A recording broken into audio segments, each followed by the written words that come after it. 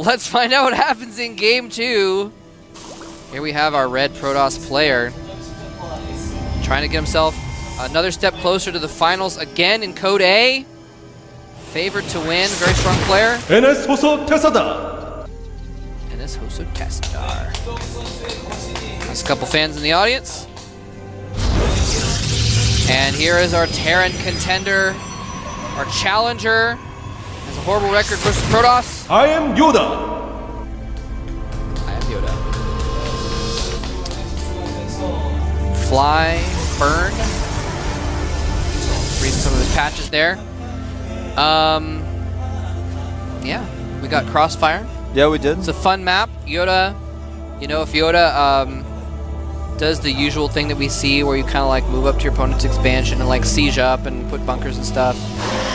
You know, even though I think Tassadar is a better player, I think YoDa could pull something like that off and use the map architecture to his advantage. I think that would be pretty... I think that's not unlikely. In fact, I think that's likely what we'll see. You do normally see builds like that in TVP, especially when this map first came out. That's all people were doing on this map, but now people try to play bio on it, and they get really mobile, and we see awesome games like, I think it was Trickster versus Clyde we saw with a bunch of nukes and things like that on this map back last season. You could see some stuff like that. That'd be fun. It would be fun. I would like to see some nukes. Just in general. Probe sees the gas. That's going to make Tassadar want to go back home and play safely. He wants to make sure he can figure out what YoDa's doing before he expands. Because if he doesn't, we all know what might happen. I don't even want to talk about it right now. Why not? Because I talk so much about it, man. It's just like, it makes me all sad and stuff. Alright, so he's going to take his second gas. Probably going to go for 2-gate robo expand or gate robo gate. What I like to call the 1-gate robo. There's all sorts of names for it. This map, I was just looking at the stats. It's actually about even as far as win rate.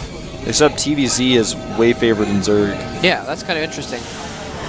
That is kind of interesting. A lot of that comes down to weird things happens in games like Baneling landmine issues on this map happen a lot. Yeah. Also, Mutalisk can really control the map, so it's really interesting how that works. I think it's a pretty balanced map. I used to joke around about being imba all the time for like certain races in certain places, but now I think that's a pretty balanced map. I spent more time on it. It's been using the GSL a lot now. When it first came out, I was a little skeptical about it. It is a Blizzard actually made map, remade. Ooh, Stargate. Well, this isn't going to go so well, I don't think, because YoDa is doing what I was talking about. He's going to do the Banshee tank marine timing attack. He's going to do it. So Starport's going up, Tech Lab going down on the factory. Now, what happens here is that Tassadar tries to go for this all in, but the bunker goes up and a Viking comes out and a GG comes out after that. Yeah, man, I mean, the Void Ray all-ins can be so powerful if you catch them early on going for bio or what have you, but if there's a Viking, Ooh. And that is not a Void Ray. That's not a Void Ray, man. That's a Phoenix. That is a Phoenix. That's not like Fnatic Phoenix who lost to Tassadar earlier. No. This is a Phoenix. Tassadar like beat Phoenix and took his power. He's like got him trapped inside the Stargaze, letting him out. He's like, now I defeated you, I can put him inside a Pokeball and deploy him in games. Well, what's interesting about Phoenix openings on this map is that you can catch reinforcements with them as they're trying to reinforce across the map, doing that little timing attack. You can also kill Banshees very easily. Gives you a little bit of map control. If Cloak had come out, it would have been problematic, but it's not that type of build. He's just doing the tank marine Banshee timing attack, and this actually works really well against that. Yeah. In a weird way. It comes down to control. He's going to wait for the Nexus. If he made the Nexus and then did this, he might die, but now he's just doing this really safely. This is really interesting. There's 3 Phoenixes flying around. Is he going to spot him? He does spot them. He knows what's going on. He might even run his Banshee home now. He is running his Banshee back home. He doesn't want to lose it. Actually, he's running it to the bottom right. Either way, he's trying to get it out of the way so the Phoenixes can't catch it. And he's running his Marines back to his mineral line so that he can protect his SCVs. And that tank is actually a little vulnerable. You got to be very careful with your siege tanks when this happens too, because they can get isolated very quickly. And we're going to kill some SCVs here. We're going to kill some SCVs. No, we're not. Tassadar's going to kill some SCVs. I feel like I'm in the Phoenix right now. I'm actually flying it around. It's a part of me. All man, the Graviton Beam. All right, you can handle that. I'll just do the flying. And he's continuing to make Phoenixes. Yeah. He's up to 5 now. Twilight Council going up. This is very unusual. This is unusual. This is something that Liquid Tyler actually used to do in the beta a little bit. And he was actually really known for his Phoenix use off of one base as he expanded behind it, of course, but he's going to catch the Banshee. I think he is. Oh, we didn't see it. Whoa. Banshee's like, let me hug the corner even more. Wow, that was close. And I like how YoDa, he actually got a Viking out, and what you can do is you basically use the range of the Viking. One Viking can't take 4 Phoenixes, but if you camp it over your Marines, then if the Vikings go in, Phoenixes go to kill the Viking, the Marines can kill the Phoenixes, etc. But Tassadar is really getting a lot of control of the map with these Phoenixes. Well, as time goes on, I'm actually gonna have to say I'm understanding this build less and less. He's going up to 4 gates. He got a Twilight Council. He's gonna get charge. He hasn't made a Nexus yet. He hasn't even tried to hide one. Hiding a Nexus, I think, would be good. He knows his timing attack is coming, so he's gonna stay on one base. He's adding a bunch of gateways. He's getting charge. And I feel like the Phoenix opener is just adapting it towards what his opponent is doing. But the problem is that YoDa could at any point in time make a command center and just not attack, and then Tassadar would be in this awkward position where he can also be attacked, and he doesn't have a Nexus up. And I think he's sending this probe over here to take a hidden base. I'd like to see that. These Phoenix is not able to do a whole lot right now. I like the choice of one Viking. Always keeps him at bay. Yeah, exactly. Keeps him from running around too much. He's checking on what YoDa's doing all the time, though.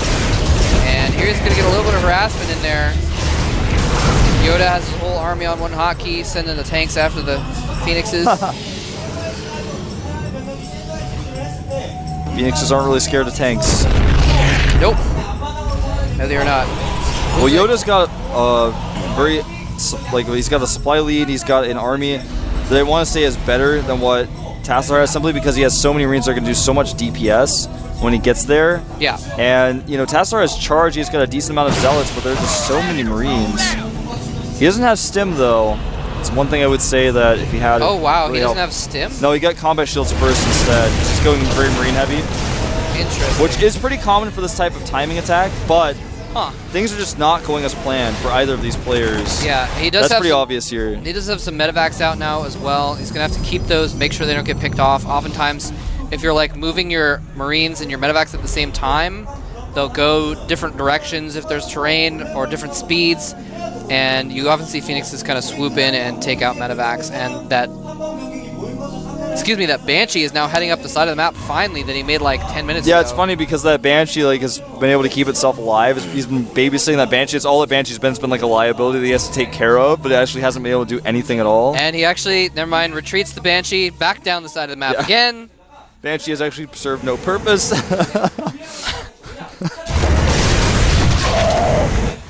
And the Phoenixes continue to control the map, but again, Tassadar with no second base. The command center has been started, though. It's about halfway done. Tassadar has Blink. He's got Charge. He's got a big Gateway army. But on Crossfire against this composition, things aren't necessarily going to go his way. No.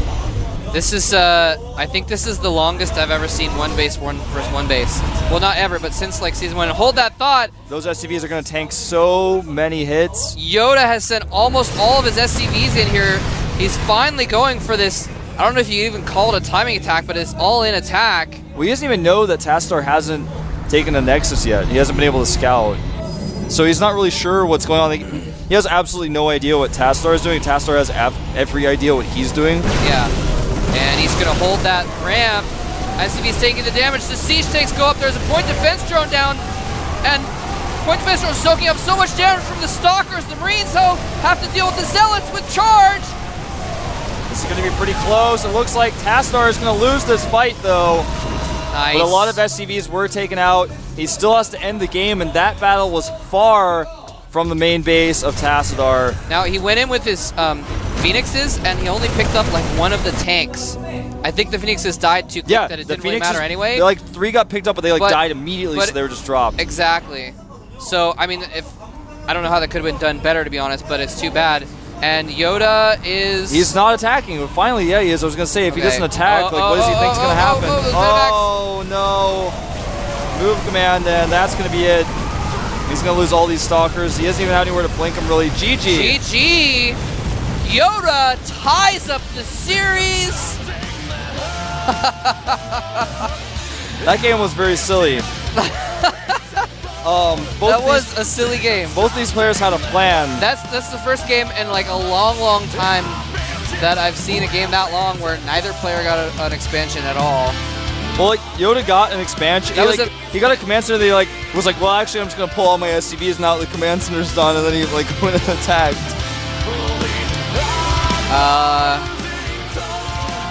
There were just too many Marines. There were just too many. It worked though. Yeah, it worked. Yeah, too many Marines, too much DPS, and Tassadar had not gotten in 15 minutes any tech that has splash ability. I mean, he could have gotten some Colossus out by then pretty easily. He went up to Twilight Council, then got Charge and Blink, but he got Charge and Blink, which Charge was good. Blink doesn't make any sense. Blink didn't play really. any role in the game at all. And then he blinked his Stalkers behind his Zealots that one time when there were only like 3 Stalkers left anyways. That was like the only time where that really came into play. He has Phoenixes, he sees exactly what's going on, yet he doesn't react. That was a little bit silly. You're right. He saw how many Marines there were. And I don't know, maybe and he had this timing where he kept his opponent's base several times with the Phoenixes. He could have taken a Nexus then built up. He had enough time. Crossfire, the rust distance is pretty long. There's a lot of different choke points. You can cut off reinforcements. You can cancel your Nexus if you need to. He could have either teched up to AoE or got a Nexus up faster and delayed the push several times. I don't know what happened to that Banshee. I don't... Dude, I think... Oh, no, Did he bring it? No, the Banshee was there. The Phoenixes killed it first. Okay. In the first battle. All right. I was like, for a second, I was like, maybe he left the Banshee in the bottom corner cowering like the whole time, but I think he brought it with him for that push with the SCVs and everything. So I think it just died to the Phoenix. It was like the first target for the Phoenixes. Well, our next map is going to be Dual Sight. Yep. Are you ready? I am ready for Dual Sight. Let's go into game number 2. We're going to find out if YoDa can actually do an upset here on Tassadar, or if Tassadar can close it out.